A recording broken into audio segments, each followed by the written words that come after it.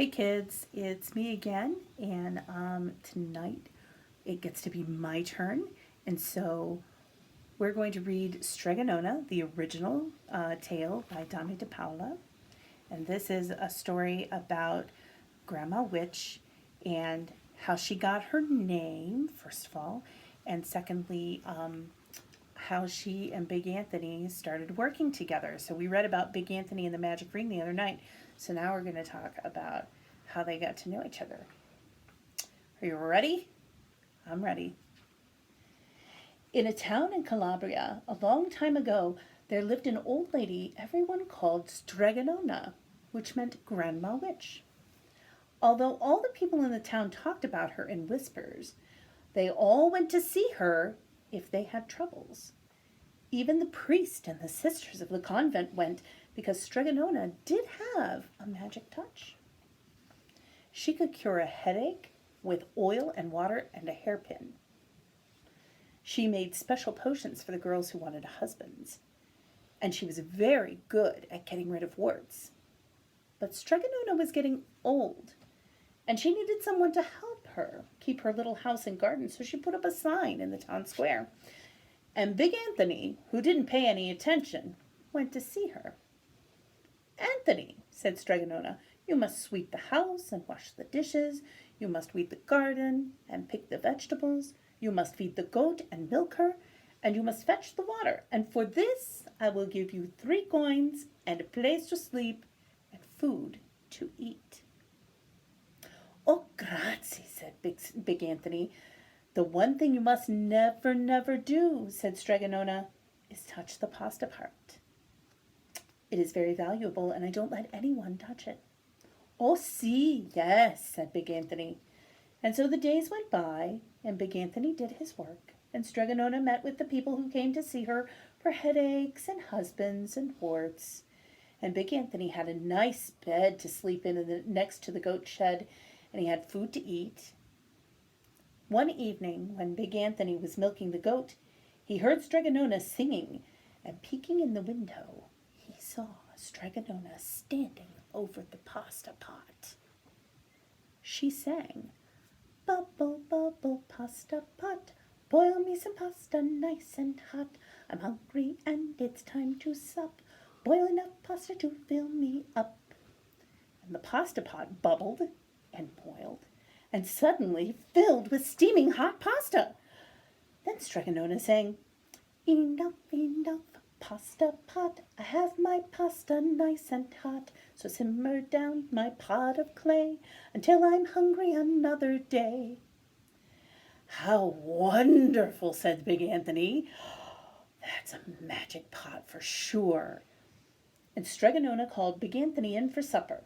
But too bad for Big Anthony, because he didn't get to see Strega Nona blow 3 kisses to the magic pasta pot.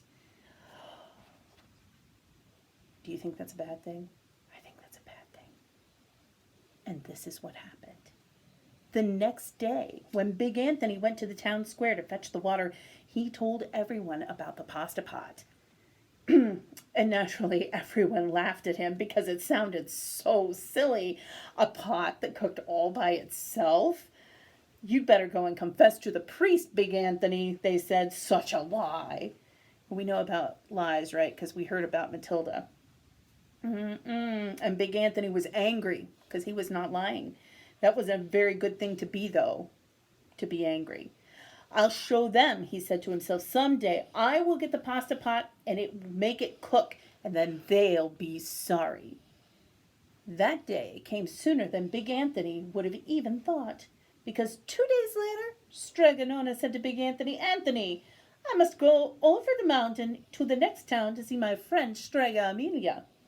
Sweep the house, weed the garden, feed the goat and milk her, and for your lunch there are some bread and cheese in the cupboard. And remember, don't touch the pasta pot." "Oh, yes, yes, Strega Nona," said Big Anthony, but inside he was thinking, "My chance has come." Uh-oh. As soon as Strega Nona was out of sight, Big Anthony went inside and pulled the pasta pot off the shelf and put it on the floor. Now let's see if I can remember the words, said Big Anthony. And Big Anthony sang, bubble, bubble, pasta pot. Boil me some pasta nice and hot. I'm hungry and it's time to sup. Boil enough pasta to fill me up. And sure enough, the pot bubbled and boiled and began to fill up with pasta. Aha, said Big Anthony, and he ran to the town square and jumped on the fountain and shouted, everyone get forks and plates and platters and bowls, pasta for all at Strega Nona's house. Big Anthony has made the magic pasta pot work. Of course, everyone laughed, but ran home to get forks and plates and platters and bowls, and sure enough, when they got to Strega Nona's, the pasta pot was so full it was beginning to overflow. Big Anthony was a hero.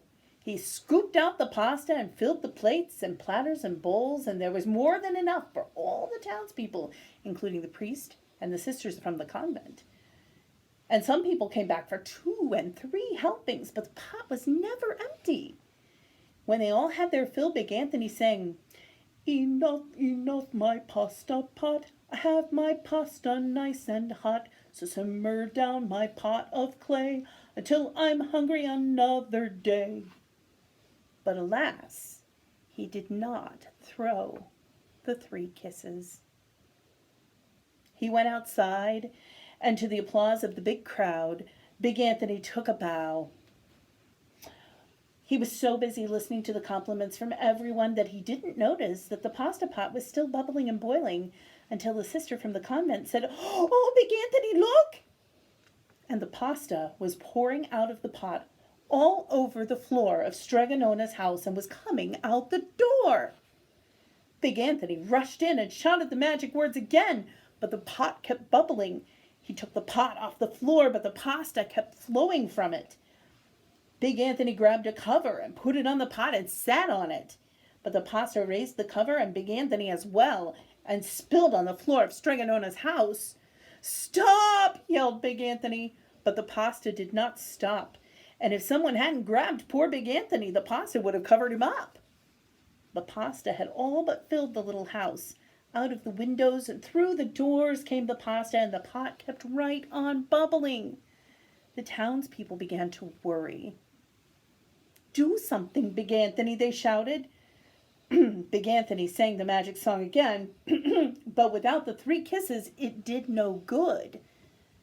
By this time, the pasta was on its way down the road, and all the people were running to keep ahead of it. We must protect our town from the pasta, shouted the mayor. Get mattresses, tables, doors, anything to make a barricade. But even that didn't work. The pasta kept bubbling and the pasta kept coming.